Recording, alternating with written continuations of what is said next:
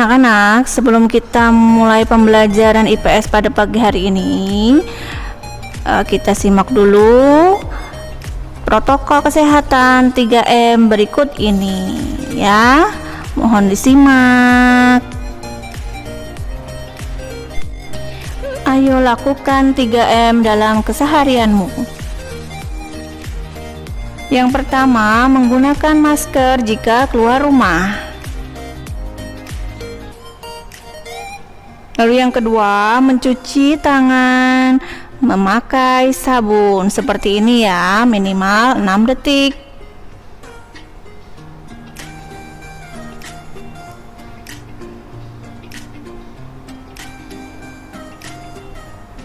Yang ketiga, menjaga jarak jika bertemu dengan orang lain. Ayo terapkan protokol kesehatan demi hidup normal kembali. Assalamualaikum anak-anak, selamat bertemu lagi dalam pembelajaran IPS. Semoga hari ini kalian semua dalam keadaan sehat ya. Hari ini kita akan belajar mengenai lembaga sosial. Minggu lalu kita telah membahas materi interaksi sosial. Coba masih ingatkah apa itu interaksi sosial? Ya, betul, interaksi sosial adalah hubungan timbal balik antar manusia untuk memenuhi kebutuhan hidupnya. Manusia dikenal sebagai makhluk ekonomi karena manusia selalu ingin memenuhi kebutuhan. Misalnya, kebutuhan manusia akan keturunan sehingga perlu adanya keluarga. Kebutuhan akan pendidikan perlu adanya sekolah, dan kebutuhan akan makan perlu adanya pasar untuk mendapatkan makanan. Agar manusia memenuhi semua kebutuhan hidupnya dengan tertib dan teratur, maka dirumuskanlah norma-norma masyarakat. Apakah yang dimaksud dengan norma? Norma merupakan aturan atau kaidah yang menjadi pedoman tingkah laku. Norma memberitahu kalau perilaku kita itu benar atau salah. Keseluruhan norma-norma yang berhubungan dengan kebutuhan pokok dalam masyarakat disebut dengan lembaga sosial. Sistem norma atau aturan-aturan yang dikategorikan sebagai lembaga sosial harus memiliki syarat-syarat sebagai berikut. Yang pertama, sebagian besar anggota masyarakat menerima norma-norma tersebut. Yang kedua, norma tersebut menjiwai seluruh warga dalam sistem sosial. Yang ketiga, norma tersebut memiliki sanksi yang mengikat setiap anggota masyarakat.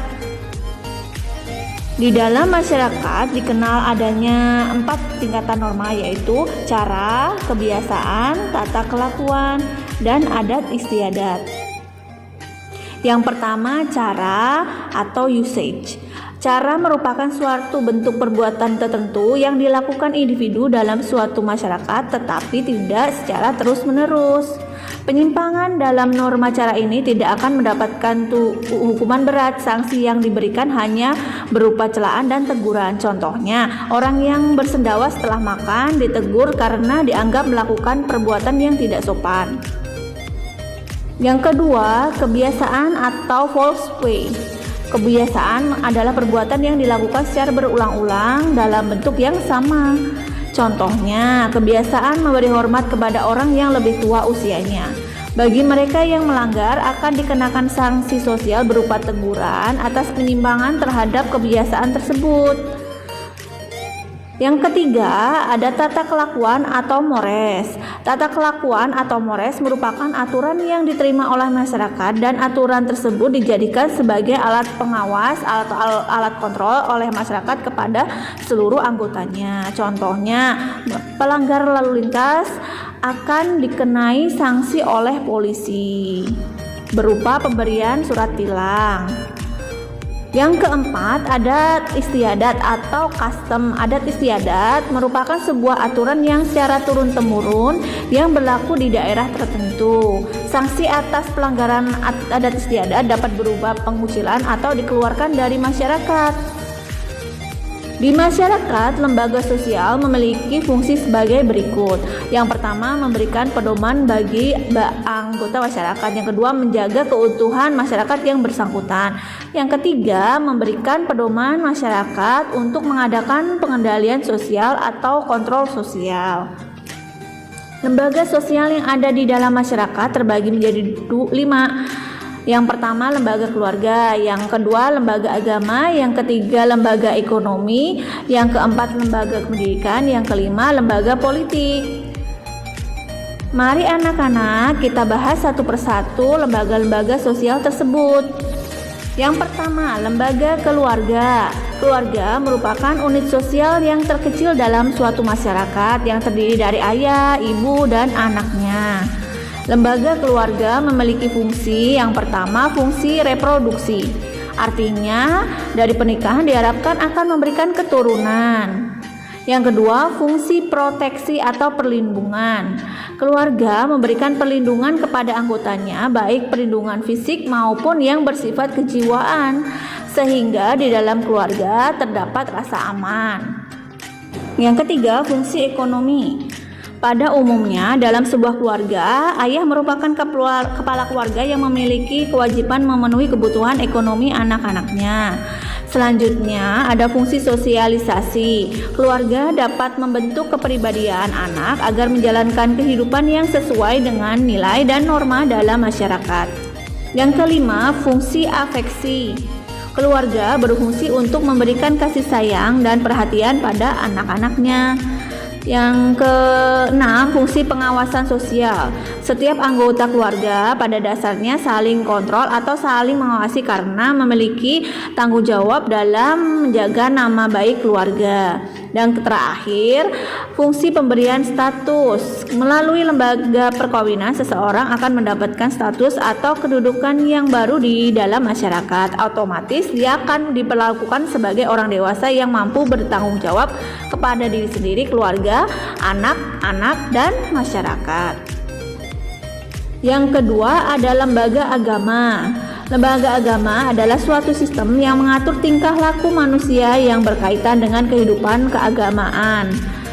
Fungsi lembaga agama diantaranya adalah: yang pertama, sebagai pedoman hidup bagi umat beragama. Yang kedua, sebagai sumber kebenaran. Yang ketiga, pengatur tata cara hubungan manusia dengan manusia lain serta hubungan manusia dengan Tuhannya.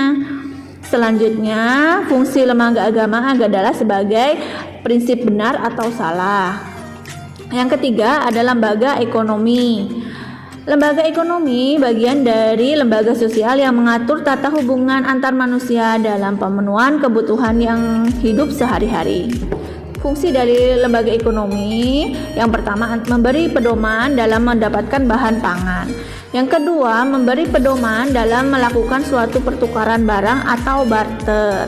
Yang ketiga, memberikan pedoman tentang harga jual beli barang.